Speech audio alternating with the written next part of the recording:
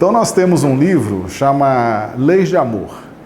É um livro ditado pelo Espírito Emmanuel, a psicografia de Chico Xavier. Alguns assuntos que esse livro traz, ele fala sobre a escolha profissional. Capítulo 3 do livro Leis de Amor. Então a pergunta: a profissão nos concede oportunidades de ajuste? E Emmanuel responde: observamos as oportunidades de reajuste e aperfeiçoamento que o mundo nos concede na esfera da profissão. A criatura renasce gravitando para o campo de serviço em que se lhe afinam disposições e tendências que vão nos direcionando para essa ou aquela atividade profissional.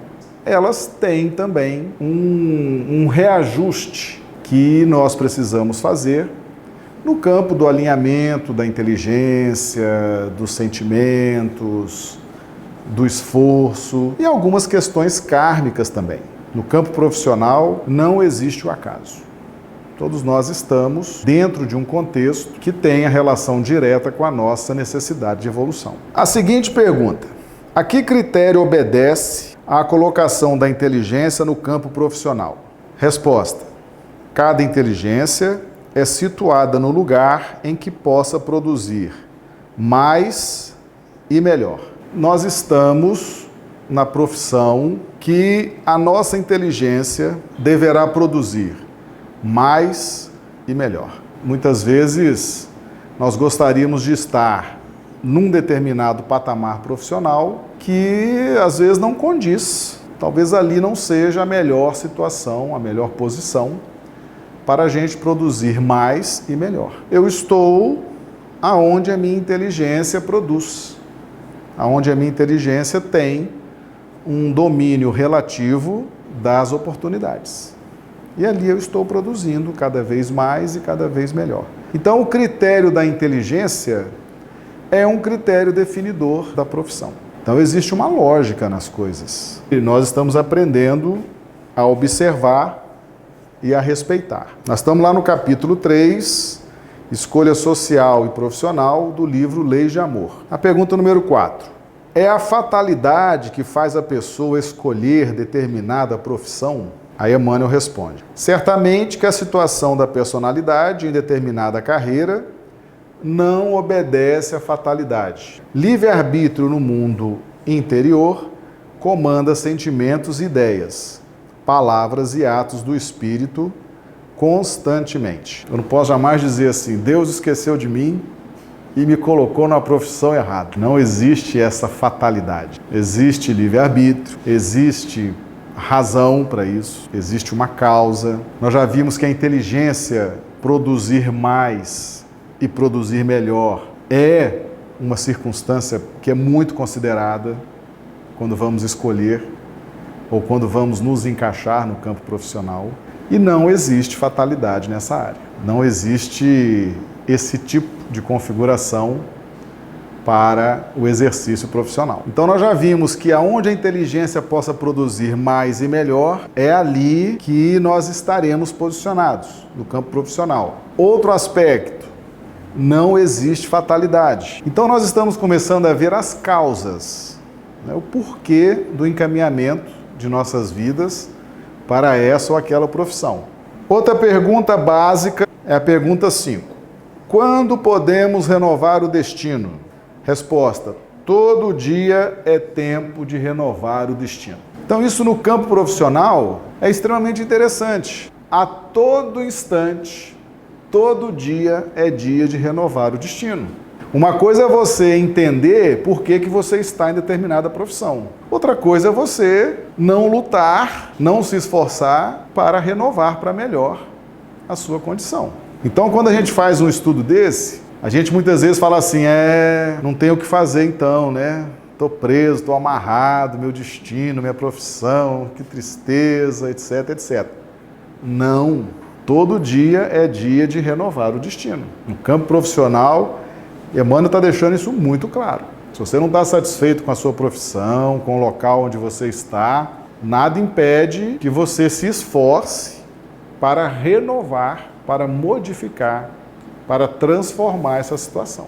Olha a pergunta 6. Podemos, sem dificuldade, renovar o destino hoje mesmo? Resposta de Emmanuel: sim. Na esfera dos deveres comuns, o espírito granjeia, através de abnegações e serviço espontâneo, valiosos recursos de ação, de modo a refundir facilmente os próprios caminhos, ou seja, transformar, modificar e dar um novo encaminhamento à nossa vida profissional. Hoje ainda. A doutrina espírita, gente, ela é consoladora. O que Jesus prometeu? O Consolador. Pode até explicar uma outra consequência no plano da lei de justiça, mas ela tem a sua linha consoladora.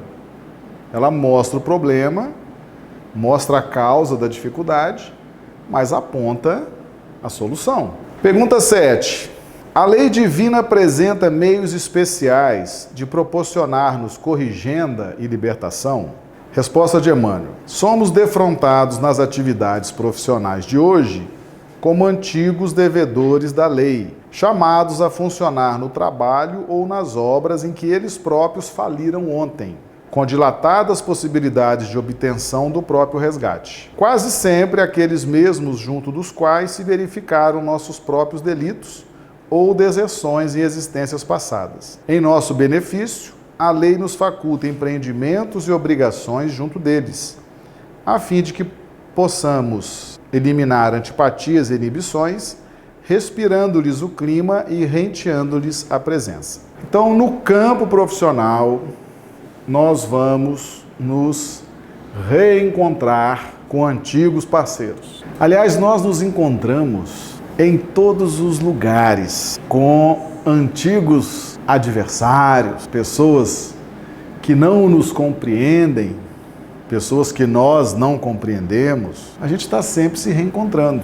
Então nós já aprendemos que a família é o centro essencial dos reflexos. Nós nos espelhamos uns nos outros e temos a família que nos favoreça esse espelhamento. Normalmente são pessoas gravitando em torno de mesmas características ou características psicológicas muito parecidas. No campo profissional também. A profissão nos proporciona o reencontro com antigos adversários de caminhada profissional. Estamos ali de novo, estamos ali para alguns reajustes, estamos ali para algumas providências no campo do perdão, da tolerância, da ajuda. Tem os adversários, mas tem as afinidades também. Senão ninguém aguentava. Então existe a lei de compensação. Então é importante saber isso para que a gente possa ter tranquilidade. Às vezes você se depara com um adversário no seu campo profissional, você não precisa desesperar. De onde surgiu aquele adversário? De onde surgiu aquela adversidade? De onde surgiu aquela dificuldade mais contundente? Muitas vezes, meus amigos, é reencontros do passado. Estamos ali juntos para aparar algumas diferenças que ainda persistem. Então, o campo profissional também nos favorece essa empreitada. Então, agora Emmanuel trouxe algumas profissões para a gente entender essa relação de causa e efeito. Pergunta 8. O que fazem frequentemente hoje os pensadores que ontem intoxicaram a mente popular? Pensadores que antigamente corrompiam a mente popular, com as depravações de espírito já em via de autoburilamento, formam agora os professores laboriosos, aprendendo a ministrar disciplinas à custa do próprio exemplo. Que conclusão nós podemos chegar? Já tem gente fugindo da aula, né? Os professores laboriosos, aprendendo a ministrar disciplinas à custa do próprio exemplo. Esses professores que hoje ministram as disciplinas são exemplos de altivez, de operosidade, de competência, de organização, disciplinadores, disciplinados, estão hoje ajustando suas consciências, ensinando a pensar, ensinando as leis naturais, ensinando as pessoas a raciocinar com equilíbrio. Porque antigamente eram os pensadores, os formadores de opinião, aqueles que falando aqueles que verbalizando causaram perturbação na mente popular. Então agora eles dão o exemplo de seriedade, de compromisso, de simplicidade, de competência, de dedicação, que é para causarem nas pessoas uma impactante formação que as qualifique a pensar de forma correta, a se agradar do ensino, a se agradar das referências boas no campo da educação, e assim eles vão reajustando as lesões conscienciais que provocaram em si próprios. E ele faz com todo amor. Com todo amor. E como diz lá o humorista, né? E o salário, né? Então, muitas vezes, Geraldo, acontece isso. A pessoa está num processo de reajuste, como professor, e tem uma vontade muito grande, né? De sair daquela situação, porque o sacrifício está grande, o empenho, o esforço, a necessidade de um bom exemplo, mas são processos de reajuste. A própria pessoa pede aquilo. Nós vimos que não há fatalidade. E a inteligência está onde possa produzir mais e melhor. Então, temos quantos professores aqui? Levanta o braço. Vários, né? Imagina a criatura na frente do centro espírita. Imagina o quanto que a gente não desencaminhou o povo, né? E hoje, ó, palestra, aula, não é verdade? Então, por mais difícil que esteja a questão profissional, vamos com paciência. Se você tiver que sair dali, será por você não precisa mais estar ali. A inteligência não vai estar onde possa produzir mais e melhor? Você não quer sair dali? Você não tem o desejo de sair? Você está se esforçando? Você está correndo atrás? Quando Deus entender que você já aprendeu o que deveria aprender, que você já desfrutou da experiência, ele troca, sem problema. Mas é importante identificar que na posição profissional que nós estamos, ali existe causas para o nosso crescimento. Ali é oportunidade.